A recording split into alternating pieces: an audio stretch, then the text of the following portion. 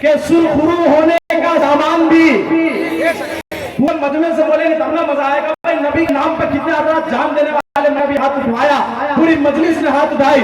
آخر میں آپ کو اتنا کہنا ہے کہ دے سکتے ہیں کہ سرخرو ہونے کا سامان بھی, زندگی کو نیا عنوان بھی. ماشاءاللہ چوتھے مصرے پر آپ کے دل کی بات ہوگی کہ سرخرو ہونے کا سامان بھی, زندگی کو نیا عنوان بھی. یہ میری قوم کا بچہ بھی سمجھ دیتا ہے ہم محمد کے لیے جنگ بھی.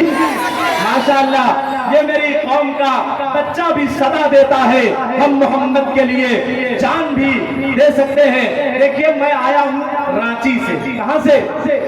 رانچی سے. اور رانچی پوری دنیا بھر میں کس حوالے سے مشہور ہے؟ پاگل کھانے کی وجہ سے مشہور ہے. ہاں ایسا نہیں ہے کہ میں رانچی صاحب میں پاگل ہوں. جو پاگل ہوتے ہیں وہ رانچی میں جاتے ہیں. رانچی والے ٹھیک ہے, پاگلوں کو صحیح کر کے اچھا کر کے بھیجتے ہیں ماشاءاللہ. تو رانچی میں الحمدللہ اس وقت پورے ہندوستان کا سب سے بڑا پاگل خانہ ہے. رانچی کا پاگل خانہ ایک طرف اور حضور علیہ السلام کا گستاخ ایک طرف. ماشاءاللہ یہ چمکتے ہوئے چہرے میری نگاہوں کے سامنے. مدارس کے طلبہ کی شکل میں بیٹھے ہوئے بچے صاحب ان کے بتائیے گا. میں 4 مصرے پڑھ رہا ہوں. رانچی کا پاگل خانہ ایک طرف, حضور کا گستاخ ایک طرف, اور سیاہ حیدر رانچوی کے 4 مصرے ایک طرف. سنیے گا کہ مجرم کو مجرم ٹھہرانا بند ہے کیا. آپ اگر کہہ دیں گے بند ہے کیا تو شعر میں دوبالگی آ جائے گی, مزید اضافہ ہو جائے گا شعر کے لطف میں. ذرا بولیے تو ذرا صاحب کہ مجرم کو مجرم ٹھہرانا بند ہے کیا. ماشاءاللہ کہ مجرم کو مجرم ٹھہرانا, عدل کی باتیں سننا سنانا. ماشاءاللہ ادھر سے آواز نہیں آ رہی بھائی, داہنا بازو تو مضبوط ہے, ادھر والے بھی بول سکتے ہیں اگر چاہ لیں گے تو کہ مجرم کو مجرم ٹھہرانا بند ہے کیا. عدل کی باتیں سننا سنانا. باہر کیوں ہے شاہ مدینہ کا گستاخ رانچی والا پاگل خانہ. باہر کیوں ہے شاہ مدینہ کا گستاخ رانچی والا پاگل خانہ بند ہے کیا. ماشاءاللہ آپ اپنی بیداری کے ساتھ, عقیدت کے ساتھ, محبت کے ساتھ, الفت کے ساتھ, پیار کے ساتھ یہاں تشریف رکھتے ہیں. آئیے دوستو نعت نبی صلی اللہ علیہ وسلم کے بعد ہم تقریر کے لیے, خطابت کے لیے ایک ایسی شخصیت وجود چلتے ہیں جو آپ کی جانی ہوئی شخصیت ہے, پہچانی ہوئی شخصیت ہے. جامعۃ الشیخ حسین احمد المدنی تارا-پور جونپور کے محترم حضرت اقدس حضرت مولانا وسیم احمد صاحب شیروانی دامت برکاتہ العالیہ. اللہ نے حضرت کی گفتگو میں, حضرت کے خطاب میں ایسی کشش رکھی ہے جب یہ بیان کرتے ہیں ہمیں اور آپ کو زندگی گزارنے کا, زندگی سنوارنے کا بہترین درس ملتا ہے. جب وہ محو تکلم ہوتے ہیں تو ایسا لگتا ہے کہ کوئی بلبل مہک رہا ہے, چڑیا مہک رہی ہے. آئیے اس باوقار لب و لہجے کے خطیب حضرت اقدس سے ہم گزارش گزار ہیں آپ تشریف لائیں اور اپنے خوبصورت خطاب نایاب سے ہم سامعین کو محسوس و مستفید.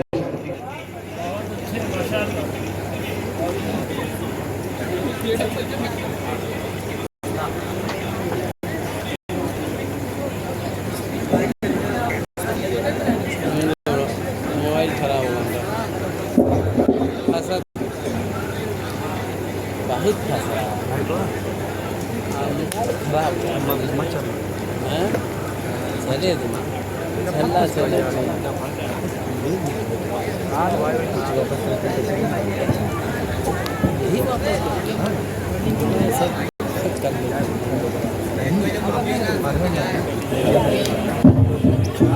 چلے چلا چلے یہی چلے چلے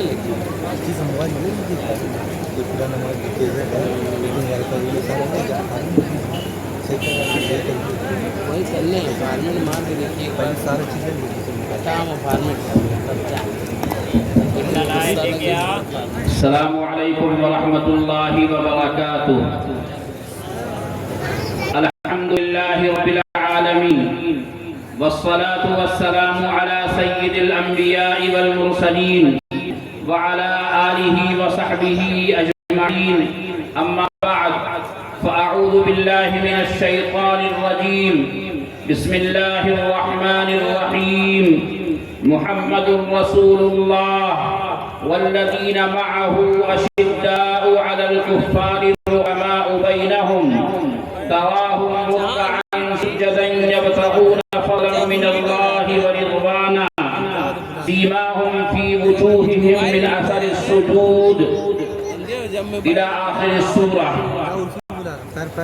وعن أبي هريرة رضي الله تعالى عنه قال قال رسول الله صلى الله عليه وسلم الله الله في أصحابي لا تتخذوهم غرضا من بعدي فمن أحبهم فبحبي أحبهم ومن أبغضهم فببغضي أبغضهم ومن آذاهم فقد آذاني ومن آذاني فقد آذى الله ومن آذى الله فيوشك أن يأخذه أو كما قال النبي صلى الله عليه وسلم. صدق الله مولانا العظيم وصدق رسوله النبي الأمين الكريم ونحن على ذلك لمن الشاهدين والشاكرين. اسلام کی عظمت کے منارے ہیں صحابہ، اسلام کی عظمت کے منارے ہیں صحابہ، اگر چاند محمد تو ستارے ہیں صحابہ.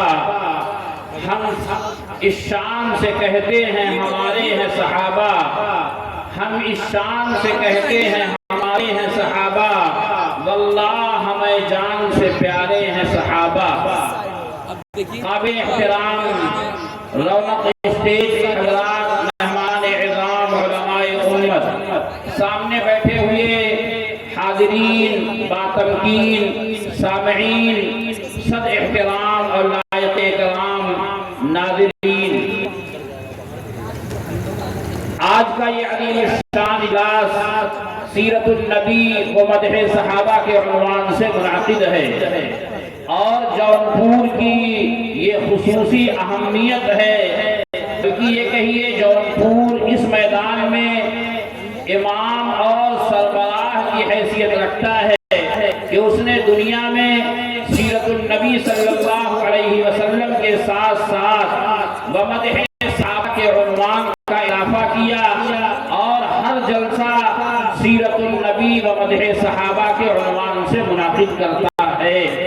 یہ جونپور نے دنیا کو پیغام دیا کہ صحابہ کرام رضوان اللہ علیہم اجمعین کے بغیر نبی اکرم صلی اللہ علیہ وسلم کے پیغام کو دنیا میں عام کرنا، اللہ کے نبی کی رحمت للعالمین کو، اللہ کے پیغمبر علیہ السلام کی نبوت و رسالت کی عالمگیری کو حضرات صحابہ کے بغیر ثابت کرنا ناممکن ہے.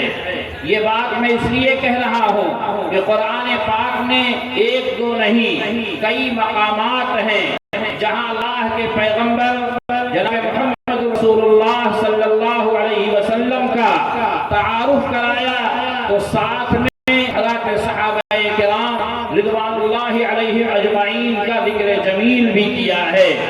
بلکہ میں آگے بڑھ کر یہ کہتا ہوں اللہ کے پیغمبر کی نبوت و رسالت، جناب نبی اکرم صلی اللہ علیہ وسلم کی نبوت، آپ کی ختم نبوت، یہ ایسا عنوان ہے جسے دنیا کے اکثر لوگ قبول کرتے ہیں، لیکن اس عنوان کے لیے دلیل، اس عنوان کے لیے ثبوت سب سے بڑا اللہ کی طرف سے جو پیش کیا گیا وہ خود نبی پاک علیہ السلام کے حضرات صحابہ اور آپ کے شاگردوں کی جماعت ہے.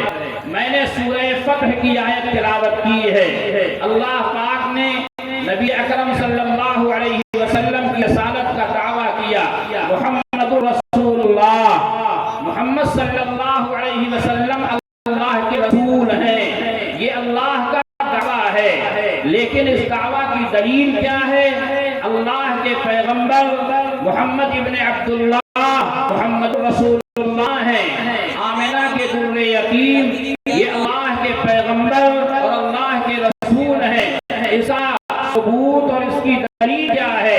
قرآن مجید نے دلیل میں کوئی اور چیز پیش نہیں کی، اللہ کے پیغمبر علیہ السلام کے صحابہ کو پیش فرمایا. اور قرآن نے بغیر کسی آیت کے اور بغیر کسی ٹھہراؤ کے اللہ کے پیغمبر کی رسالت کا بیان کیا، جس کا تذکرہ محمد الرسول سے کیا اور ساتھ میں والذین معہ اشداء سے لے کر آخر سورت تک اللہ رب العالمین نے حضرات صحابہ کا ذکر کیا ہے تاکہ دنیا کو یہ پتہ چلے محمد الرسول اللہ کا ذکر مکمل ہی نہیں ہوگا جبکہ اللہ کے پیغمبر کے صحابہ کا تذکرہ نہ چھیڑا جائے. اللہ کے نبی رحمت للعالمین کو ثابت نہیں کیا جا سکتا جب تک کہ صحابہ کرام کے کہائے نمایاں ذکر نہ کیے جائیں. اللہ کے پیغمبر علیہ السلام کا پوری کائنات کے لیے بشیر و نذیر ہونا دنیا کو بتایا ہی نہیں جا سکتا جب تک کہ صحابہ کرام کی خدمات جلیلہ کا عنوان دنیا کے سامنے پیش نہ کیا جائے.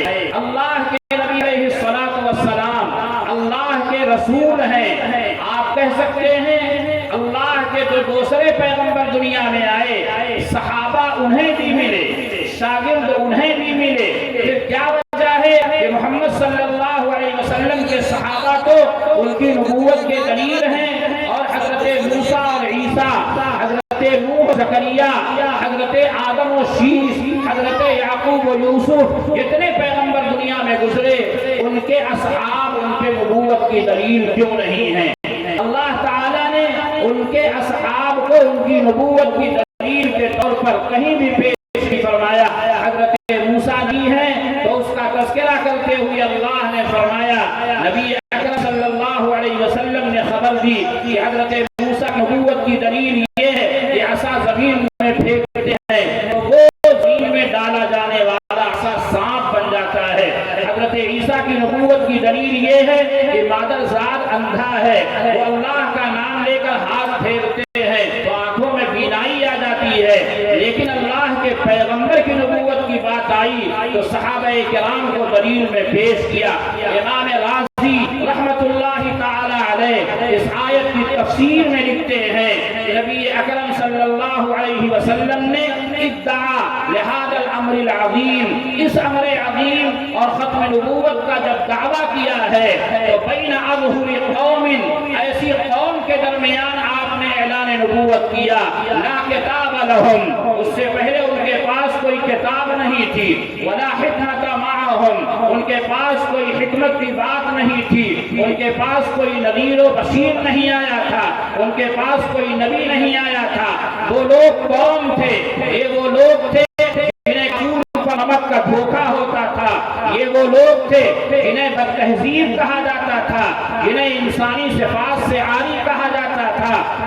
حکمران ان کے اوپر حکمرانی کو تیار نہیں تھے, وہ جاہلیت کے علمبردار تھے, اپنے بیٹوں کو زندہ قتل کرتے تھے, بیٹیوں کو زندہ دفن کرتے تھے, ان کا مالدار غریبوں کو لوٹنا اپنا حق سمجھتا تھا, وہ مردار کھاتے تھے, ان کے یہاں رشتوں کا احترام نہیں تھا. قرآن مجید نے اس زمانے کو اللہ رب العالمین کے زبان سے یہ بیان کیا, ظہر الفساد فی البر والبحر بما کسبت ایدی الناس, خشکی میں بھی فساد تھا, دری میں بھی فساد تھا, زمین و آسمان فساد سے بھر چکے تھے.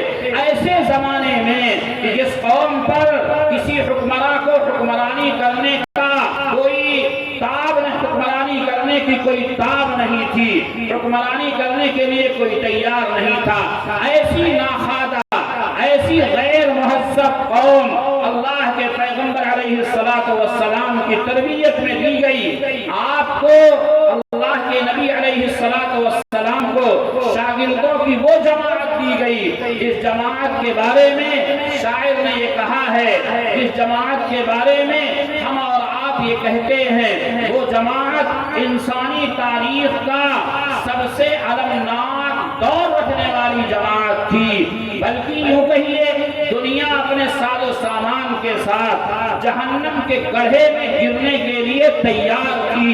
قرآن مجید نے کہا ہے وَكُنْتُمْ عَلَى شَفَا حُفْرَةٍ مِّنَ النَّارِ, تم جہنم کے کنارے پر کھڑے تھے, فَأَنْقَذَكُم مِّنْهَا, اللہ نے تمہیں اس سے نکال لیا, تم ایک دوسرے کے دشمن تھے. اللہ تعالیٰ نے نبی پاک صلی اللہ علیہ وسلم کی تربیت کے ذریعے تمہیں آپس میں بھائی بھائی بنایا.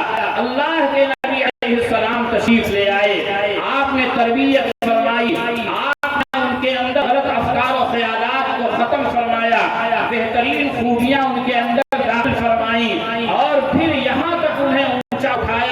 کہ تبائع کو یہاں تک فیض سرورت سے جا بخشی، فرشتہ خوب مہذب نیک دینت بن گئے وحشی، تھے جتنے راہ زن سب ہو گئے قوموں کے رکھوالے، تھے جتنے راہ زن سب ہو گئے قوموں کے رکھوالے، مسیحا بن گئے دختر کو زندہ گاڑنے والے۔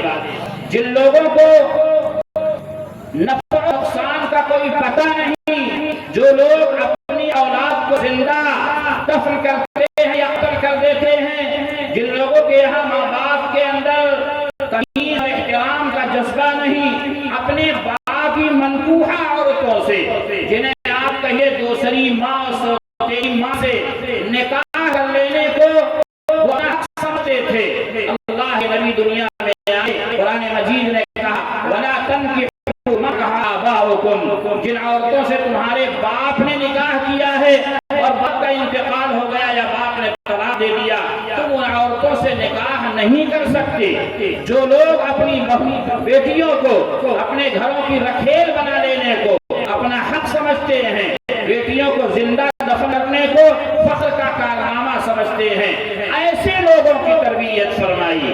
جن لوگوں پر حکمرانی کرنے کو تیار نہیں کیونکہ وہ غیر مہذب تھے، ایسے لوگوں کو اللہ کے نبی علیہ السلام نے اپنی تربیتوں کے ذریعے اتنا بلند و بالا بنایا، اتنا اونچا اٹھایا کہ پروردگار عالم نے کہیں ان کی تعریف کرتے ہوئے فرمایا رضی اللہ عنہم ورضوا عنہ، اللہ اس سے راضی ہو گیا، یہ اللہ سے راضی ہو گئے۔ کہیں اللہ پاک نے ان کی تعریف کرتے ہوئے فرمایا ان الذین یغضون اصواتهم عند رسول اللہ اولئک الذین امتحن اللہ قلوبهم للتقوى لهم مغفرۃ واجر عظیم۔ یہ اللہ کو اتنے پیارے ہیں کہ اللہ نے معافی کا اعلان پہلے کر دیا، گناہ اگر کوئی صحابی بعد میں کرے گا تو وہ صحابی جانے اللہ جانے، اللہ نے کہا میں نے مغفرت اور اجر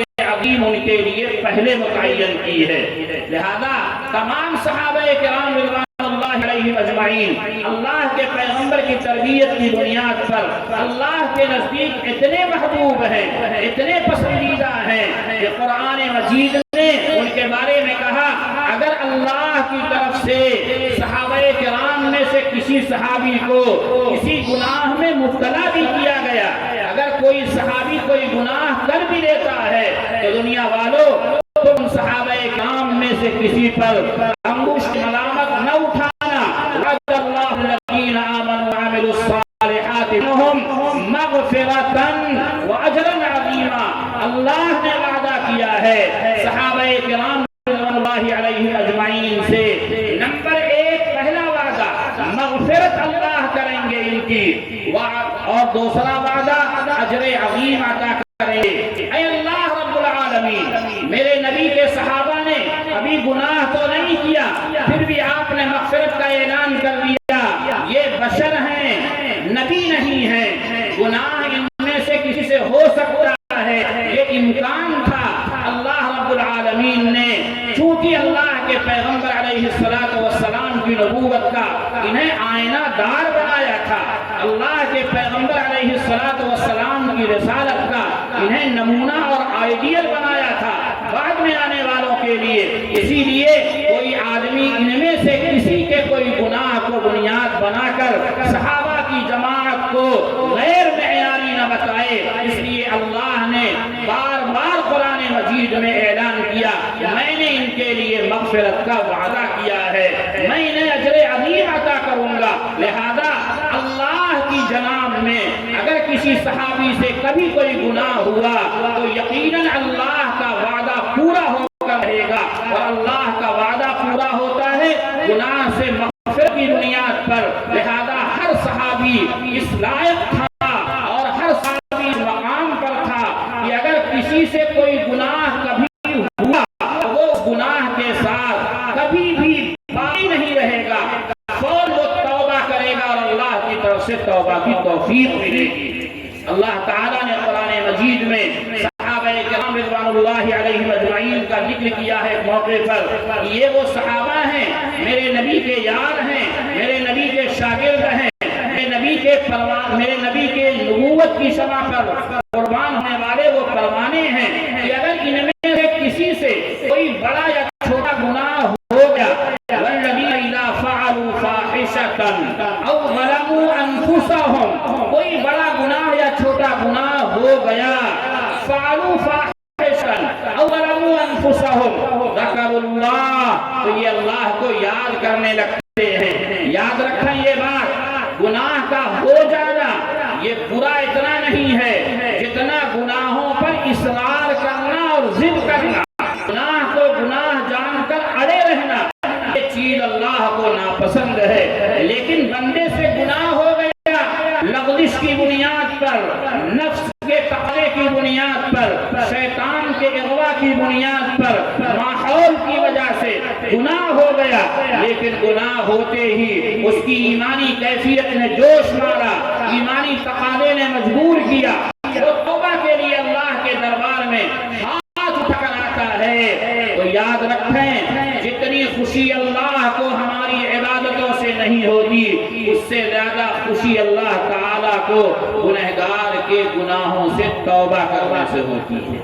اللہ رب العالمین نے نبی پاک صلی اللہ علیہ وسلم کے صحابہ کے بارے میں کہا اگر ان سے چھوٹا یا بڑا کوئی گناہ ہو گیا تو ذکروا اللہ، یہ اس گناہ کو نہ چھپاتے ہیں نہ دباتے ہیں، نہ گناہ پر گناہ کرتے ہیں، بلکہ ذکروا اللہ فاستغفروا لذنوبہم، یہ اللہ کی عظمت کو، اللہ کی قدرت کو، اللہ کی کبریائی کو، اللہ کی بڑائی کو، اللہ کے سامنے کل قیامت کے میدان میں کھڑے ہونے کو یاد کرنے لگتے ہیں، فاستغفروا لذنوبہم، اور اپنے گناہوں سے معافی مانگنے لگتے ہیں، استغفار کرنے لگتے ہیں۔ جو آدمی اپنے گناہوں سے استغفار کرے، من لزم الاستغفار، جو استغفار کو لازم کر لے، اللہ کے نبی علیہ السلام نے فرمایا جعل اللہ لہ من کل ہم فرجا، اللہ اس کے لیے ہر غم سے نکلنے کی راہ بنا دیتا ہے۔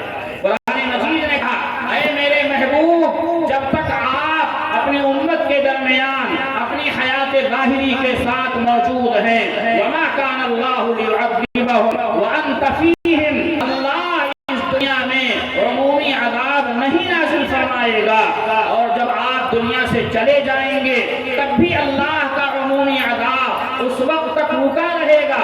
وما کان اللہ معذبہم وہم یستغفرون، جب آپ کی امت استغفار کو لازم پکڑے گی اور وہ استغفار کرنے والی ہوگی۔ میرے بھائیوں اور بزرگوں، صحابہ کون ہیں؟ صحابہ کرام وہ ہیں کہ اگر یہ گناہ کر بیٹھتے ہیں، ان میں سے کسی سے کوئی گناہ ہو جاتا ہے تو پھر نہ وہ گناہ کو چھپاتے ہیں، نہ گناہ پر باقی رہتے ہیں، نہ گناہ پر گناہ کرتے ہیں۔ قرآن کی گواہی ہے ذکروا اللہ فاستغفروا لذنوبہم، یہ اللہ کو یاد کرنے لگتے ہیں، اپنے گناہوں کی معافی مانگتے ہیں، ولم یصروا علی ما فعلوا وهم یعلمون، اور یہ گناہ کو گناہ جاننے کے بعد اس پر اصرار اور ضد نہیں کرتے۔ یہ صحابہ کرام کا مزاج ہے۔ یہی وجہ ہے کہ اللہ رب العالمین نے صحابہ کرام کی بزرگی، عظمت اور ان کی بلندی اور ان کا جنتی ہونا بیان کرتے ہوئے ایک موقع پر ارشاد فرمایا والسابقون الاولون من المہاجرین والانصار والذین اتبعوهم بإحسان رضی اللہ عنہم ورضوا عنہ وأعد لهم جنات تجری تحتها الانہار خالدین فیہا ابدا ذلک الفوز العظیم۔ اللہ کہتے ہیں والسابقون الاولون من المہاجرین والانصار، مہاجرین اور انصار جو پہلے ایمان قبول کرنے والے ہیں، والذین اتبعوهم، اور جو لوگ ان کے بعد ان کی اتباع کرنے والے ہیں اخلاص کے ساتھ، یہ وہ لوگ ہیں رضی اللہ عنہم، اللہ ان سے راضی ہو گیا اور یہ اللہ سے راضی ہو گئے۔ حافظ عبدالبر رحمت اللہ تعالی کہتے ہیں اللہ کا علم ہمارے علم اور ہمارے تجربے کی بنیاد پر نہیں ہے، اللہ کا علم ہمارے علم کی طرح نہیں ہے کہ ہم نے اپنے تجربے کی بنیاد پر ایک آدمی کو امانتدار سمجھا، ایک آدمی کو نیک سمجھا، ایک آدمی کو صالح سمجھا، ایک آدمی کو متقی سمجھا، لیکن بعد میں اس کہتے ہیں صاحب ہمارا اندازہ غلط نکلا، کیوں ہم مستقبل کا فیصلہ ماضی کے حالات کی بنیاد پر اندازہ لگا کر کرتے ہیں، اور اللہ کا علم وہ ہے جس کے لیے کوئی چیز ماضی نہیں ہے، کوئی پاسٹ نہیں ہے، اللہ کا علم وہ ہے جس کے لیے کوئی مستقبل نہیں ہے۔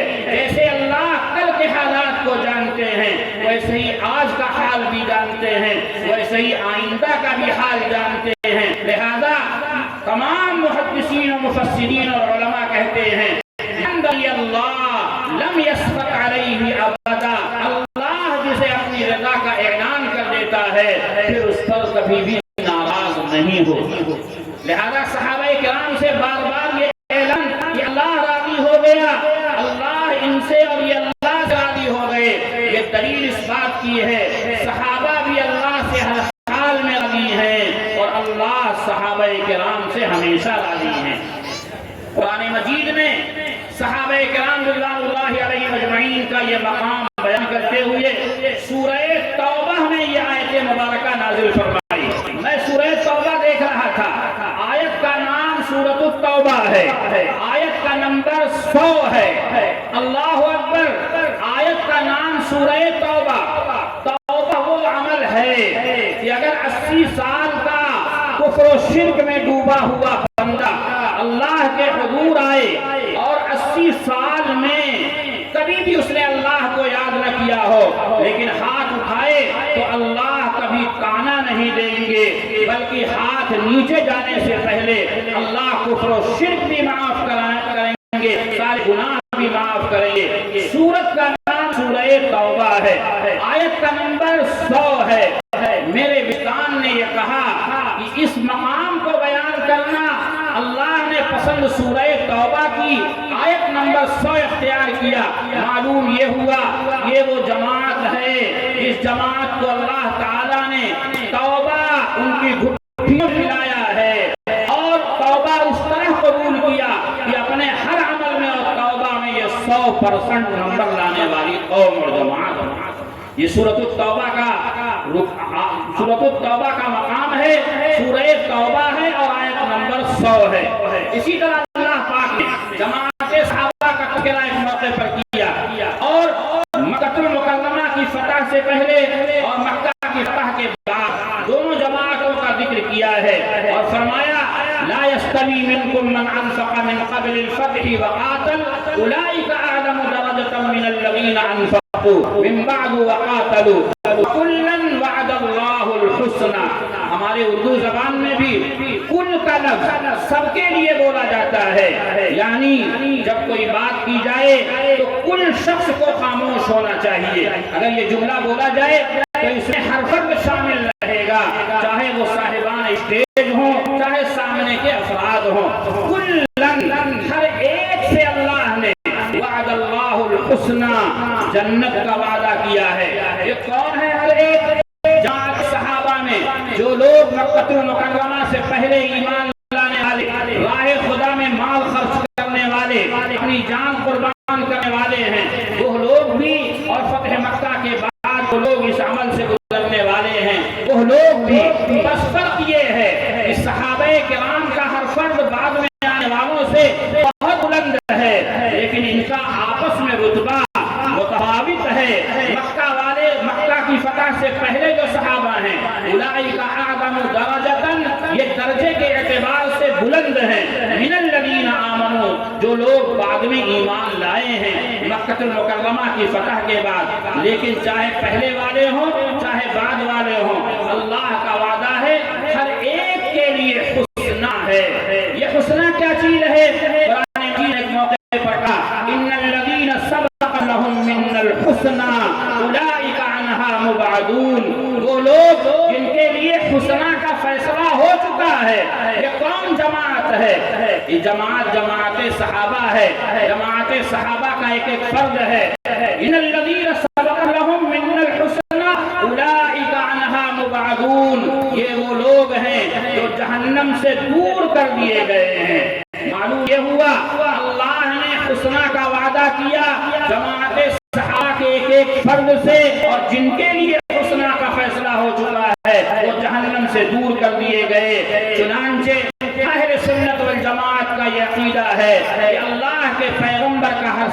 آدمی جنتی ہے، اور جنت میں جانے کے لیے ایمان شرط ہے، لہذا ہمارا عقیدہ ہے اللہ کے پیغمبر کا ہر صحابی مومن اور کامل الایمان ہے۔ جنت میں جانے کے لیے تقوی پرہیزگاری کو اللہ رب العالمین نے لازمی عنصر قرار دیا، چنانچہ بھی فرمایا وَسَارِعُوا إِلَى مَغْفِرَةٍ مِّن رَّبِّكُمْ وَجَنَّةٍ عَرْضُهَا السَّمَاوَاتُ وَالْأَرْضُ أُعِدَّتْ لِلْمُتَّقِينَ۔ دوڑ لگاؤ اس جنت کی طرف، اپنے رب کی مغفرت کی طرف، جس کی چوڑائی، جس جنت کی چوڑائی آسمان و زمین کے برابر ہے۔ اعدت، جو جنت تیار کی گئی ہے متقیوں کے لیے، پرہیزگاروں کے لیے۔ اسی طرح حشر کے میدان میں لوگوں کو جنت کی طرف لے جایا جائے گا، اس کا بیان کرتے ہوئے قرآن مجید نے کہا وَسِيقَ الَّذِينَ اتَّقَوْا رَبَّهُمْ إِلَى الْجَنَّةِ زُمَرًا، ان لوگوں کو جنہوں نے اللہ کا تقوی اختیار کیا جنت کی طرف لے جایا جائے گا، جماعت در جماعت، حَتَّى إِذَا جَاءُوهَا وَفُتِحَتْ أَبْوَابُهَا، یہاں تک کہ جب وہ جنت کے قریب آ جائیں گے تو جنت کے دروازے پہلے ہی سے کھلے ہوئے ہوں گے۔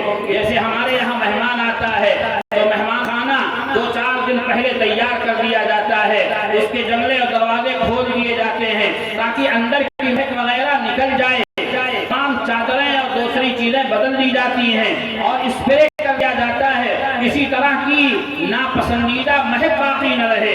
جنتی جنت کی طرف لایا جائے گا تو دروازہ پہلے سے کھلا ہوا ہوگا، لیکن جب جہنمیوں کو جہنم کی طرف لایا جائے گا تو جہنم چونکہ جیل خانہ ہے، اس لیے اللہ نے جب وہاں یہ بیان کیا کہ وَسِيقَ الَّذِينَ كَفَرُوا إِلَى جَهَنَّمَ زُمَرًا حَتَّى إِذَا جَاءُوهَا فُتِحَتْ أَبْوَابُهَا، یہاں واو نہیں ہے، مطلب کیا بنا؟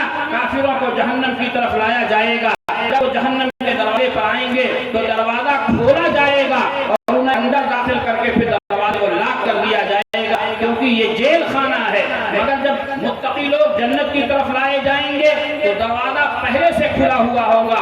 دونوں کے بیان میں لفظ واو کی موجودگی اس بات کو ظاہر کرتی ہے وَفُتِحَتْ أَبْوَابُهَا، بہرحال جنت تیار کی گئی ہے متقیوں کے لیے، جن لوگوں کو جنت کی طرف لے جایا جائے گا ان کا وصف بیان کرتے ہوئے قرآن مجید نے کہا وَسِيقَ الَّذِينَ اتَّقَوْا، یہ تقوی والے پرہیزگاری والے لوگ ہیں۔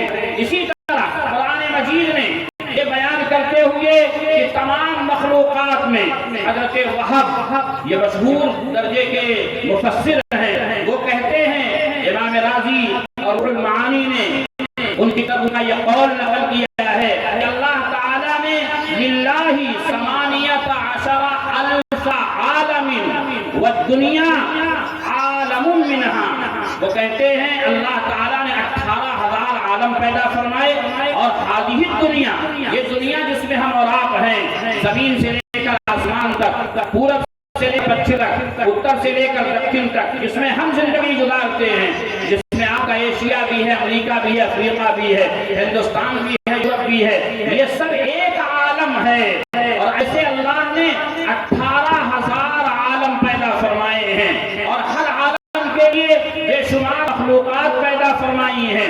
اس عالم میں بھی بے شمار اللہ نے مخلوقات پیدا فرمائی، ان تمام مخلوقات میں پروردگار عالم نے انسان کو اشرف المخلوقات بنایا ہے۔ اس کا تذکرہ قرآن مجید نے بار بار کیا اور اللہ پاک نے ہماری اور آپ کی پیدائش کو دلچسپ انداز میں بار بار بیان کیا۔ ایک موقع پر اللہ نے کہا یا ایھا الناس انا خلقناکم من ذکر و انثی، اے لوگو، اس میں مسلمان بھی ہے، نان مسلم بھی ہے، اے لوگو ہم نے تمہیں ایک مرد حضرت آدم اور ایک مؤنث اور ایک عورت حضرت حوا سے پیدا کیا، ایک مرد اور عورت سے پیدا کیا، اور تم میں بہت زیادہ ہم نے قبیلے بنائے، برادریاں بنائیں اور بہت سے مرد بنائے، بہت سے عورت بنائیں۔ کہیں فرمایا تمہیں ہم نے بہترین سانچے میں بنایا، بہترین صورت میں بنایا، کہیں فرمایا وَلَقَدْ كَرَّمْنَا بَنِي آدَمَ وَحَمَلْنَاهُمْ فِي الْبَرِّ وَالْبَحْرِ، ہم نے بنی آدم انسان کو معزز و مکرم بنایا۔ چنانچہ اہل سنت والجماعت کا عقیدہ ہے کہ انبیاء کرام خاص فرشتوں سے افضل ہیں اور عام انسان عام فرشتوں سے افضل ہیں۔ یہ انسان مسجود ملائک ہے۔ میرے بھائیوں اور بزرگوں، یہ بیان کیا اے انسانوں کی جماعت ہم نے تمہیں ایک آدم و حوا سے پیدا کیا ایک مرد و عورت سے پیدا کیا ہے لیکن یہ بیان کرنے کے بعد پروردگار نے یہی بیان کو مکمل نہیں کیا بلکہ فرمایا اللہ کے نزدیک دنیا میں بھی آخرت میں بھی معزز مکرم قابل رتبہ قابل مرتبہ باحیثیت اللہ کے ہاں محبوب مقبول کون لوگ ہیں ان اکرمکم عند اللہ اتقاکم اللہ کے ہاں سب سے زیادہ عزت والے وہ ہیں جو سب سے زیادہ تقوی والے ہیں پرہیزگاری والے ہیں لہذا یہ قرآن ان کے لیے ہدایت بنے گا ان کی صفت بھی اللہ نے متقین بیان کی ہدی للمتقین اللہ پاک نے جنت جن کے لیے بنائی ان کی صفت تقوی والی بیان کی اعدت للمتقین جنہیں جنت لے جایا جائے گا وہ متقی ہوں گے وسیق الذین اتقوا ربهم الى الجنة زمرا اللہ جن لوگوں کو پسند کرتے ہیں ان میں متقیوں کا خصوصیت سے ذکر آیا ان اللہ یحب المتقین تقوی وہ عمل ہے کہ پروردگار نے نبیوں کو حکم دیا یا ایھا النبی اتق اللہ اے نبی جی اللہ کا تقوی اختیار کیجئے میرے بھائیوں اب آئیے ذرا تمام باتوں کی تمہید کے بعد جماعت صحابہ کا جائزہ لیتے ہیں یہ تقوی کے کس معیار پر ہیں اب قرآن سے جب آپ سوال کریں گے قرآن جواب دیتا ہے صحابہ کرام کی 1,24,000 جماعت میں ہر فرد کے لیے اللہ رب العالمین کی یہ گواہی ہے وَأَلْزَمَهُمْ كَلِمَةَ التَّقْوَى وَكَانُوا أَحَقَّ بِهَا وَأَهْلَهَا وَكَانَ اللَّهُ بِكُلِّ شَيْءٍ عَلِيمًا اللہ کہتے ہیں الزمہم اللہ نے لازم کر دیا ہے اس طرح سورج نکلے تو جن کا موجود ہونا لازم ہے آگ جلے تو اس میں حرارت کا ہونا لازم ہے پانی اس کے لیے ٹھنڈک و برودت لازم ہے آگ سے گرمی جدا نہیں ہوتی سورج سے روشنی جدا نہیں ہوتی ایسے ہی اللہ نے صحابہ کرام کی ذات سے تقوی کو لازم کیا ہے وَأَلْزَمَهُمْ كَلِمَةَ التَّقْوَى صحابہ کے لیے اللہ نے تقوی کو لازم کیا ہے آپ نے زبردستی صحابہ کے ساتھ تقوی کا ٹھپا لگا دیا اللہ کہتے ہیں یہ الزام نہ لگانا یہ اعتراض نہ کرنا وَكَانُوا أَحَقَّ بِهَا صحابہ اس کے سب سے زیادہ حقدار ہیں یہ ہمارے عربی کے طلبہ بیٹھے ہیں لفظ احق اس میں تفصیل کا صیغہ ہے یہ مقابلے زیادتی کو ثابت کرتا ہے وَكَانُوا أَحَقَّ بِهَا کائنات میں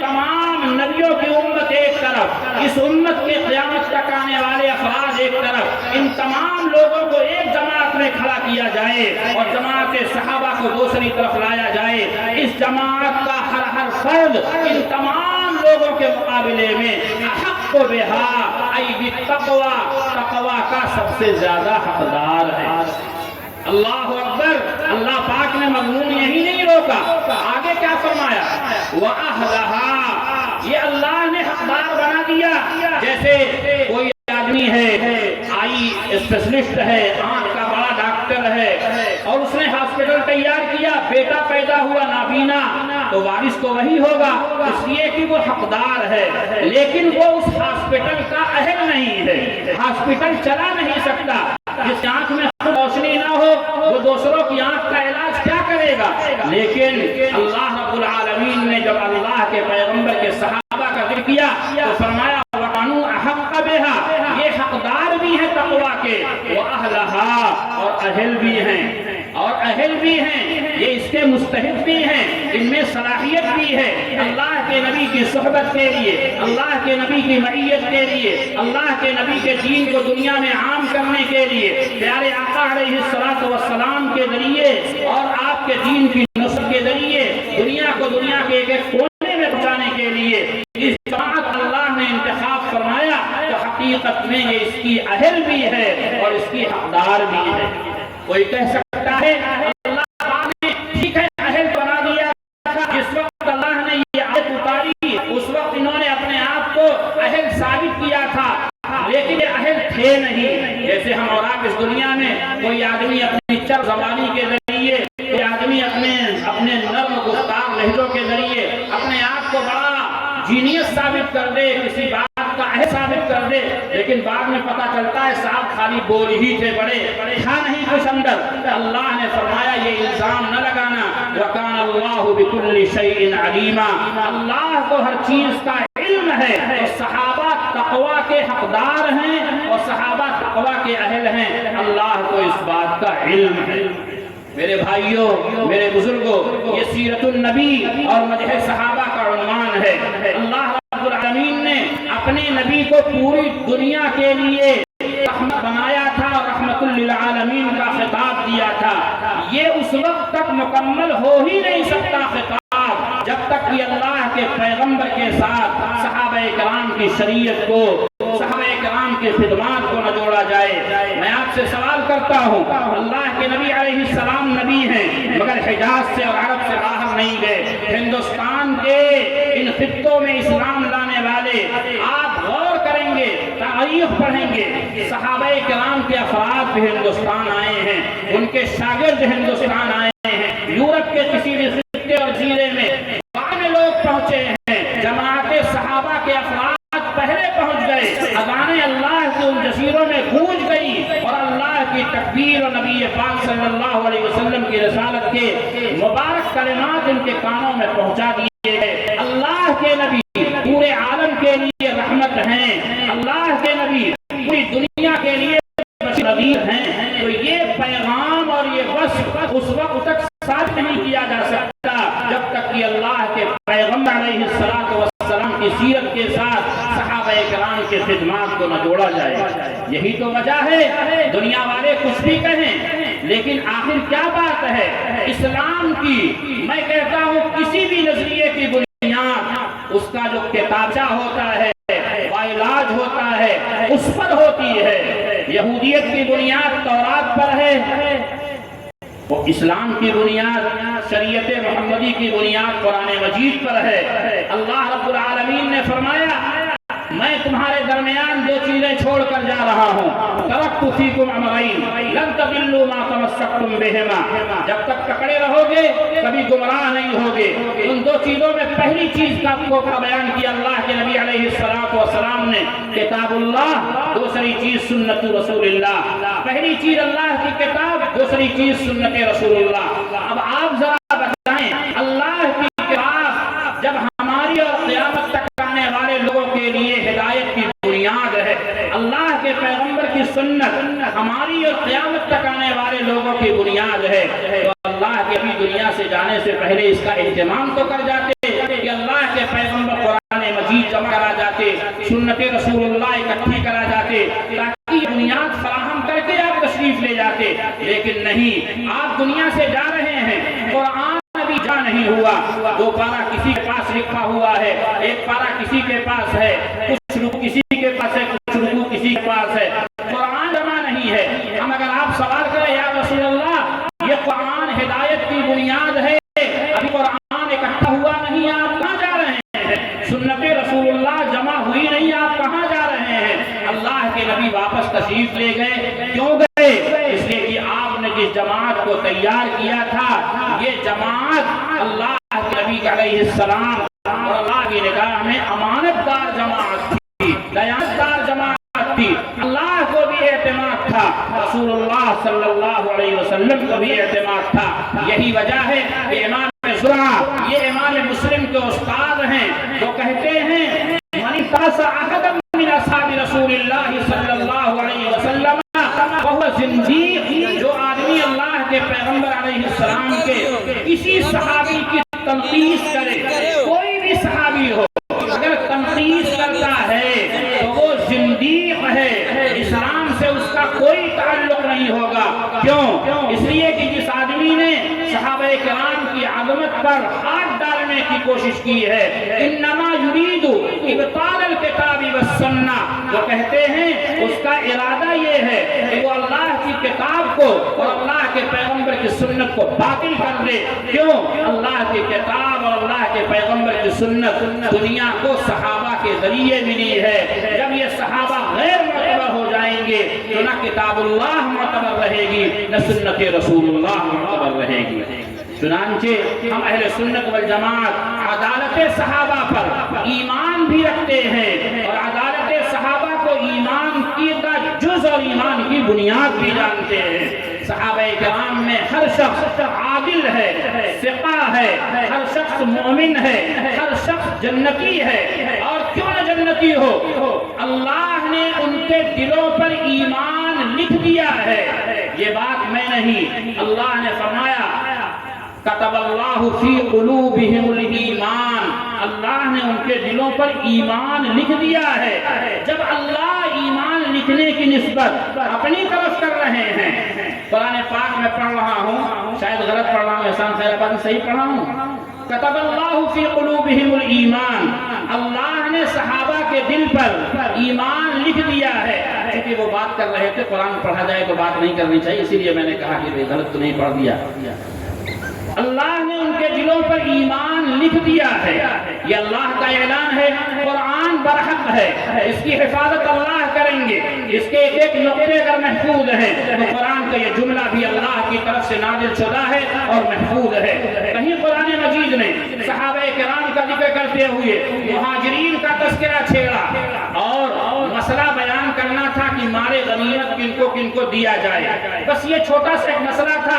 اللہ کہہ دیتے مہاجرین کو دیا جائے، انصار کو دیا جائے، بعد میں جو لوگ ان کے ماننے والے انہیں دیا جائے، لیکن اس کے لیے جو انداز اللہ نے اختیار کیا مہاجرین کا تذکرہ کرتے ہوئے، اللہ پاک نے لمبی گفتگو شروع فرمائی۔ حضرت موسیٰ علیہ السلام سے اللہ نے پوچھا کہ موسیٰ ہاتھ میں کیا ہے، تو اللہ سے بات کرنے کا موقع مل گیا تو فون کٹنا نہیں چاہیے، تو انہوں نے کہہ دیا اللہ میرے ہاتھ میں عصا ہے، اس سے ٹیک لگاتا ہوں، ضرورت پڑتی ہے بکریوں کے لیے پتہ جھاڑ لیتا ہوں، ضرورت پڑتی ہے 2-4 رسید بھی کر لیتا ہوں۔ لمبی بات ہو گئی، کہیں مسکال لگ گیا غلط جگہ، ادھر سے نسوانی آواز سن لی تو بہت سارے لوگ چاہتے ہیں ساتھ کچھ دیر بتیا ہو جائے، ہے کہ نہیں ہے میدان؟ اللہ سے جب بات شروع ہوتی ہے، جن لوگوں سے تعلق ہوتا ہے، جب بات شروع ہوتی ہے تو بہانے سے بات کو لمبا کیا جاتا ہے۔ ذرا اللہ کا پیار بھرا انداز دیکھیں، بیان ہے مال غنیمت کے حقدار کون لوگ ہیں، لیکن پروردگار نے مہاجرین کا تذکرہ کرتے ہوئے خالی یہ نہیں کہا للمہاجرین والانصار والذین تبعوہم باحسان، یہ کہہ دے کہ مضمون صاف ہو جاتا۔ اللہ نے فرمایا للفقراء المہاجرین الذین اخرجوا من دیارہم واموالہم یبتغون فضلا من اللہ ورضوانا وینصرون اللہ ورسولہ اولئک هم الصادقون۔ آپ ذرا انداز لگائیں، اللہ کا پیار دیکھیں۔ اللہ نے کہا یہ مال غنیمت ان فقراء کے لیے ہے، ان فقراء کے لیے ہے جو ہجرت کر کے آئے ہیں، للفقراء المہاجرین۔ بتا دیا اللہ نے یہ ابو بکر جو آئے ہیں کروڑوں کے مالک تھے، یہ صہیب رومی جو آئے ہیں کروڑوں کے مالک تھے، مگر یہ فقیر بن کے آئے ہیں، انہیں سب گوارا تھا مگر اللہ کے پیغمبر کی صحبت سے دوری گوارا نہیں تھی۔ میرے بھائیوں اور بزرگوں، مجھے احساس ہے آدمی تشریف فرما ہے دل خیر آبادی، میں صرف یہ جملہ کہتا ہوں ذرا اندازہ لگائیں، مضمون بیان کرنا تھا تو یہ مضمون آدھی سطر میں بیان ہو سکتا تھا، لیکن اللہ پاک نے مہاجرین اس کے حقدار ہیں یہ بیان کرنے کے لیے پہلے ان کے اوصاف کا تذکرہ کیا۔ کیوں تذکرہ کیا؟ دنیا جان جائے یہ معمولی جماعت کے لوگ نہیں ہیں، یہ اللہ اور رسول کے لیے اپنی کروڑوں کی دولت، کروڑوں کی جائیداد، مکان اور ساری کی ساری چیزیں چھوڑ کر آنے والے لوگ ہیں۔ الفقراء المہاجرین الذین اخرجوا، جن لوگوں کو نکال دیا گیا، کہاں سے نکال دیا گیا؟ من دیارہم، ان کے گھروں سے گھر چھین لیے گئے، واموالہم، مال چھین لیے گئے۔ انہوں نے یہ کام کیوں کیا؟ مکہ چھوڑ کر مدینہ کیوں آ گئے؟ یہ کروڑوں کا مال کیوں چھوڑ دیا؟ الذین یبتغون فضلا من اللہ ورضوانا، یہ اللہ کا فضل ڈھونڈنے کے لیے آئے ہیں، یہ اللہ کی رضامندی ڈھونڈنے کے لیے آئے ہیں۔ وینصرون اللہ ورسولہ، یہ اللہ کے مددگار بن کر آئے ہیں، یہ رسول کے مددگار بن کر آئے ہیں۔ اولئک هم الصادقون، کوئی یہ نہ کہنے لگے صاحب عہدے کے لیے آئے ہیں، اللہ کہتے ہیں نہ، میں گواہی اللہ دے رہا ہوں جو علیم بذات الصدور ہے، یہ سب کے سب اپنے اعمال اور اقوال میں سچے ہیں۔ اگر واقعات کی روشنی میں جائیں گے صہیب رومی کا واقعہ بھی پڑھنے کو ملے گا. حضرت پہلا نام عبد العزہ تھا، بعد میں اللہ کے نبی نے نام بدل دیا عبداللہ اور ذوالبجادین کہا جانے لگا. دو ٹاٹ میں آئے تھے. یہ ذوالبجادین مکہ المکرمہ مدینہ پاک کے بیچ میں رہنے والے تھے اور بڑا شوق تھا انہیں قرآن مجید پڑھنے اور یاد کرنے کا.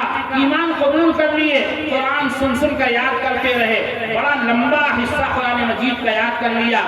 گھر میں بڑے ناز و نعمت میں پلتے تھے، علاقے کا لباس نہیں پہنتے تھے، باہر سے لباس آتا تھا، کبھی یمن سے آ رہا ہے، کبھی شام سے آ رہا ہے، کبھی روم سے آ رہا ہے.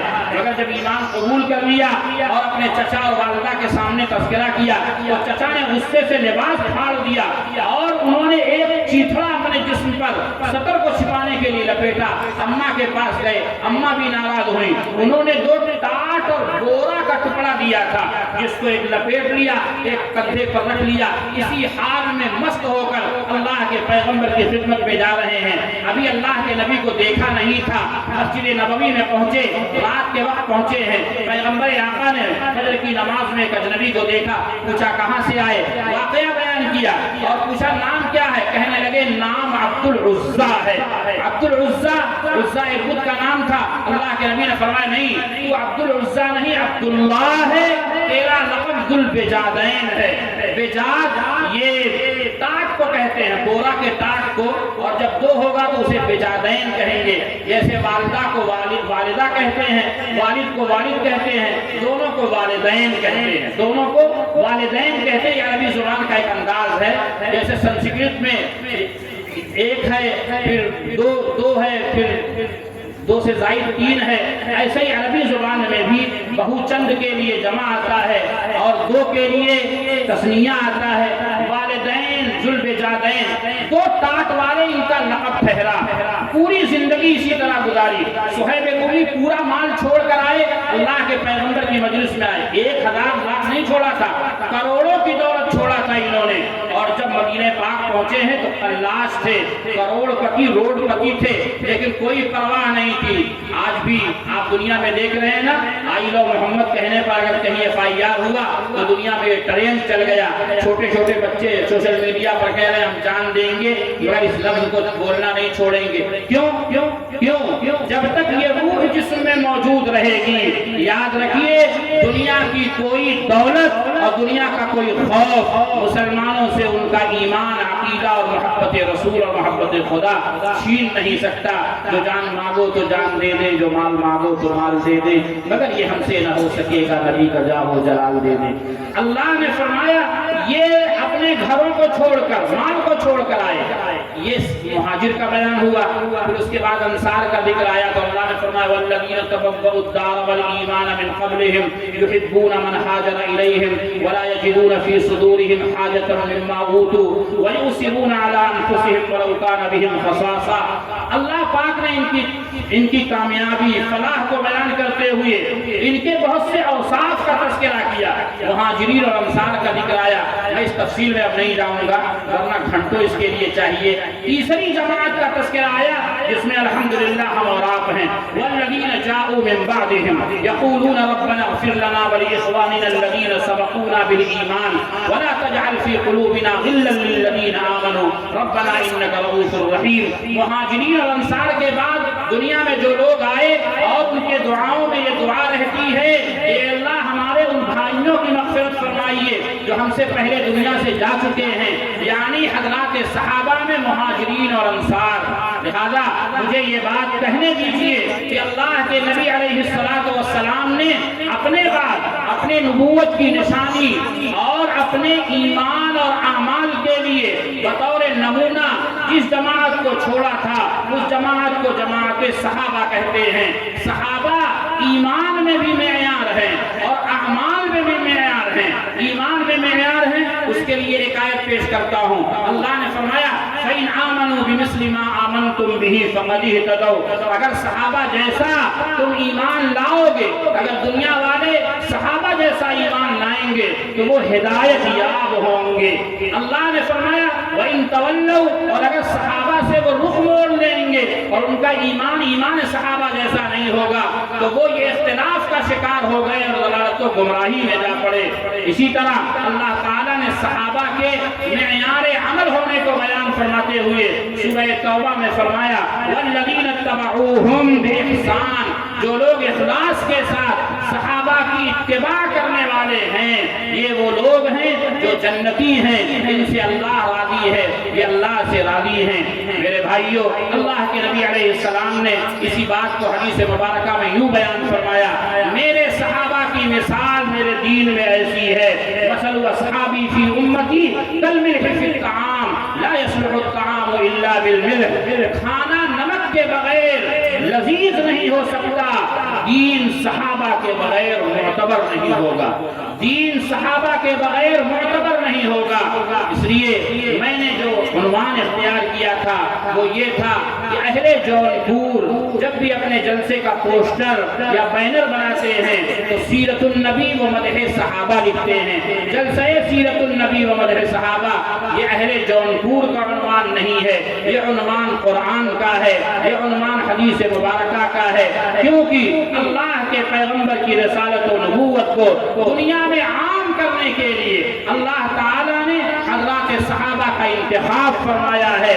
لہذا جو جماعت صحابہ کے کسی فرد کو اللہ کے نبی سے کاٹنے کی کوشش کرے گا وہ خود دین سے کٹ جائے گا، وہ دین سے دور چلا جائے گا۔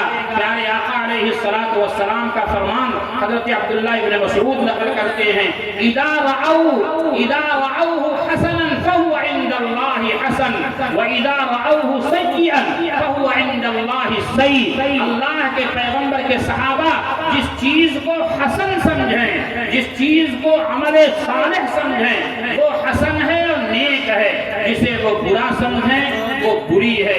یہ ایمان، یہ معیار، یہ اعتماد، یہ تقوی، یہ للہیت اللہ رب العالمین نے جماعت صحابہ کو عطا فرمائی ہے۔ لہذا ہم اہل سنت والجماعت جہاں اعمال کے اصلاح اور اعمال کے کرنے کی تاکید کرتے ہیں ایک دوسرے کو، اسی طرح عقیدے کی اصلاح اور عقیدے کی درستگی کے لیے بھی ایک دوسرے کو کہتے رہتے ہیں صحابہ کی محبت، ان کے عظمت اور ان کی بزرگی کا اقرار اور ان کی بزرگی کا عقیدہ رکھنا یہ ہمارے ایمان کے لیے لازمی شے ہے۔ جماعت صحابہ سے جو الگ ہوا یقیناً وہ اللہ کے دین سے اپنے آپ کو جدا کرنے والا ہے۔ یہ جتنے اصحاب مصطفیٰ ہیں سب اہل ایمان کے مقتدا ہیں، یہی وہ سرچشمہ ہدیٰ ہیں جن سے سب فیض پا رہے ہیں۔ اللہ ہمیں صحابہ کرام کی عظمت و محبت کی قدر کی توفیق عطا فرمائے۔ وآخر دعوانا الحمدللہ۔